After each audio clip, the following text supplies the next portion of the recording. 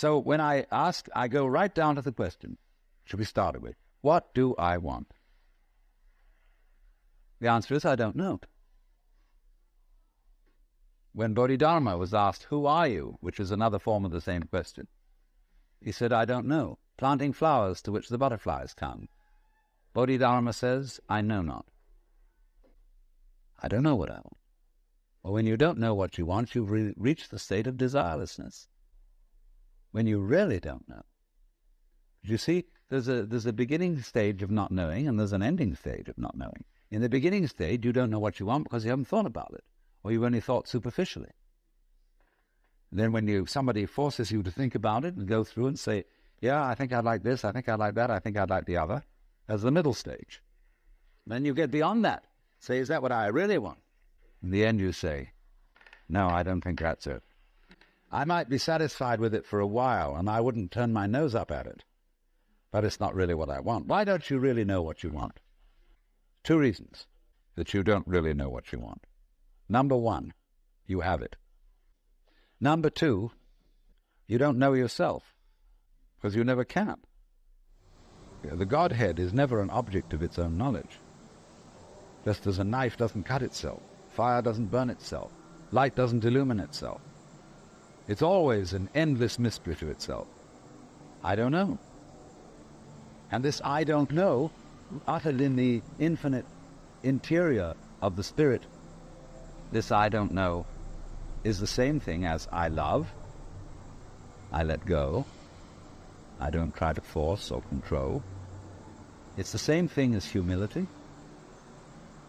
If you think that you understand Brahman, you do not understand, and you have yet to be instructed further. If you know that you do not understand, then you truly understand. For the Brahman is unknown to those who know it, and known to those who know it not.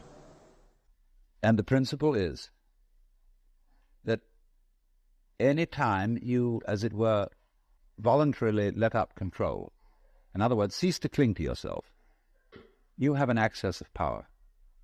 Because you're wasting energy all the time in self-defense, trying to manage things, trying to force things to conform to your will. The moment you stop doing that, that wasted energy is available.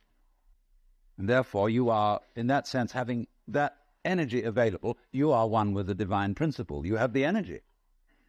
When you're trying, however, to act as if you were God, that is to say, you don't trust anybody and you're the dictator and you have to keep everybody in line, you lose the divine energy. Because what you're doing is simply defending yourself. So then, the principle is, the more you give it away, the more it comes back. Now you say, I don't have the courage to give it away. I'm afraid. And you can only overcome that by realizing, you better give it away because there's no way of holding on to it. The meaning of the fact, you see, that everything is dissolving constantly, that we're all falling apart, we're all in a process of constant death, all falling apart. Everything is. That's the great assistance to you. See, that fact that everything is in decay is your helper. That is allowing you that you don't have to let go because there's nothing to hold on to. It's achieved for you, in other words, by the process of nature. So once you see that you just don't have a prayer, and it's all washed up, and that you will vanish and leave not a rack behind, and you really get with that, suddenly you find you have the power, this enormous access of energy. But it's not power that came to you because you grabbed it. It came in entirely the opposite way. And power that comes to you in that opposite way is power with which you can be trusted.